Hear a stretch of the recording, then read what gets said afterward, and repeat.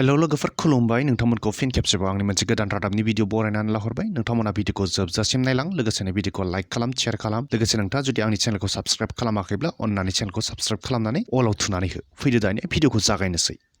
लिमि कुइन बसुमतारी आरो भिक्टरिका बसुमतारीखौ बरायदों गसाइगाव महकुमानि सिङाव थानाय 2 नं जारागुरि गामिनि थागिबि लिमि कुइन बसुमतारी आरो भिक्टरिका बसुमतारीनि जाफुंसारनायनि थाखाय गावसोरनि आंगो गामि जारागुरियाव बरायदों मख'नो गोनांदि थांनाय 30 एप्रिल खालि नेहु थामहिनबा North East Hill University Shillong मेघालयनिफ्राय लिमि कुइन बसुमतारी बिथाङा गावनि गोब्राब नाजानायजों PhD डिग्रीखौ लानो हादोंमोन गुबुन फारसे भिक्टरिका बसुमतारीया जारागुरि गामिनिफ्राय एयार हस्टेसआव साख्रि मोननो हादोंमोन बिथांमोननि बेफोरबादि जाफुंसारनायखौ बिथांमोननि आंगो गामि जारागुरियाव जारागुरि सर्वजनिन क्लाब काम लाइब्रेरिया बरायनाय हाबाफारिनि गेजेरजों बरायनाय आरो मान बावनाय जायो बे बरायनाय हाबाफारियाव गाहाय आलासि महरै MLA जिरन बसुमतारी बिथाङा बाहागो लानायजों लोगोसे गामिनि रायजो राजाफोराबो बाहागो लायो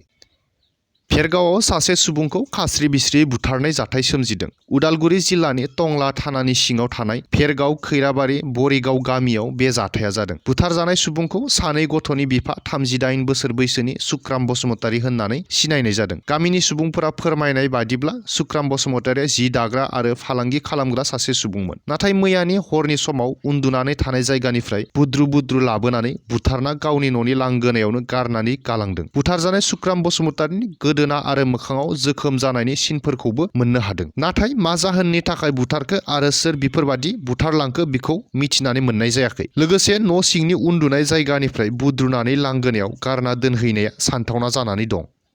दिल्लीनि गाहाय मन्थ्रि अरविन्द केजरीवालआ इन्टारिम बेल मोननो हाबाय दिल्लीनि गाहाय मन्थ्रि अरविन्द केजरीवालखौ दान मोनसे सिगां EDआ एरेस्ट खालामनानै तिहार जोबथेसालियाव दोनदोंमोन अरविन्द केजरीवालखौ जौनि सायाव टेक्स जाख्ल'नायनि दायाव हमदोंमोन थांनाय 7 मे खालारखालि अरविन्द केजरीवालनि इन्टारिम बेलनि आर'जलाइनि सायाव जौसिन बिजिरसालियाव बिजिरदोंमोन आरो अरविन्द केजरीवालनि उखिल आरो EDनि उखिलनि गेजेराव दुंहाव दान्थेलायनाया जादोंमोनब्लाबो जौसिन बिजिरसालिया रायखौ होआखैमोन बै सानखालि बिथांनि इन्टारिम बेलाव फैनांगौनि खायसे सर्तफोरखौ थि खालामदोंमोन बेनि गेजेराव बिथाङा इन्टारिम बेलाव फैब्लाबो गावनि मावख'आरि खामानिफोरखौ मावनो हानाय नङा होननानै जौसिन बिजिरसालिया EDनो फोरमायदोंमोन थिग बेबादिनो मैया अरविन्द केजरीवालनो 1 जुनसिम इन्टारिम बेलखौ फोसावबाय फोसावखांनाय उनावनो आम आदमि पार्टीनि मावख'आव रंजाखांनायखौ नुनो मोन्दों नाथाय 1 जुन खालि बिथाङा जोबथेसालियाव थांफिननो नांगोन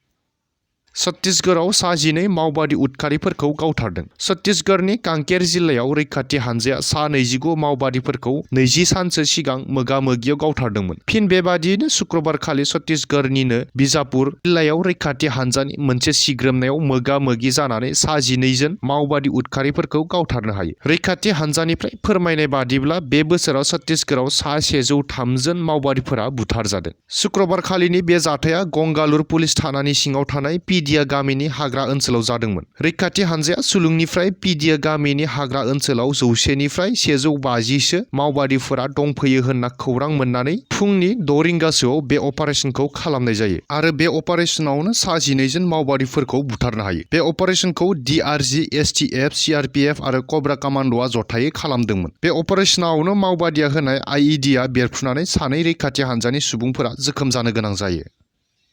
रायजोआव घुस लानायनि बेरेखायै सिग्रोमनाय आरो हमनाय हाबाफारिया गोबारै सोलिगासिनो दं थिग बेबादियैनो शुक्रबारखालि घुस लानायनि दायाव सासे मावख'गिरिखौ हमनाय जायो गवालपारा जिल्ला माटिया जौगाखां खोन्दोआव एन्टि करापसन ब्रान्चआ सिग्रोमनानै सासे मावख'गिरिखौ हमनो हायो हमजानाय मावख'गिरिखौ सहर आली सिकदार होननानै मिथिनाय जादों फोरमायनाय बादिब्ला सहर आली सिकदारा शुक्रबारखालि प्रफुल्ल कुमार नाथ मुंनि सासे सुबुंनिफ्राय इन्जुर लुफुंनायनि मुङै 3,000 रां घुस बिदोंमोन बेनि सोमोन्दै प्रफुल्ल कुमार नाथआ एन्टि करापसन ब्रान्चनो खौरां हरनाय जादोंमोन बे लेखा एन्टि करापसन ब्रान्चआ फोरमानजों लोगोसे हमनो थाखाय थागथियारि जानानै घुस लाफुबाय थानाय समावनो सहर आली सिकदारखौ हमनाय जायो लोगोसे सोंनाय फिननाय खालामनो थाखाय CM एन्टि करापसन ब्रान्चनि गाहाय मावख'आव लानानै थाङो मख'नो गोनांदि मावख'गिरि सहर आली सिकदारनि बेरेखायै गोबाव समनिफ्रायनो घुस लानायनि अजद सिखांबाय दंमोन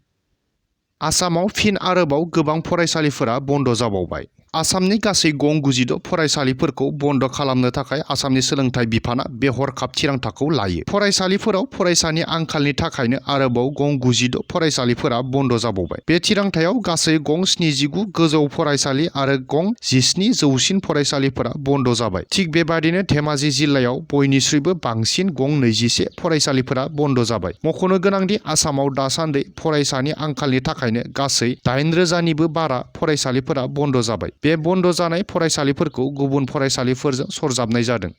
फ्रेन्ड्स, दिनैनि बे रादाबनि भिडिअखौ आं बेखिनियावनो फोजोबथ'नो होननानै सानबाय। गोजोन्थों।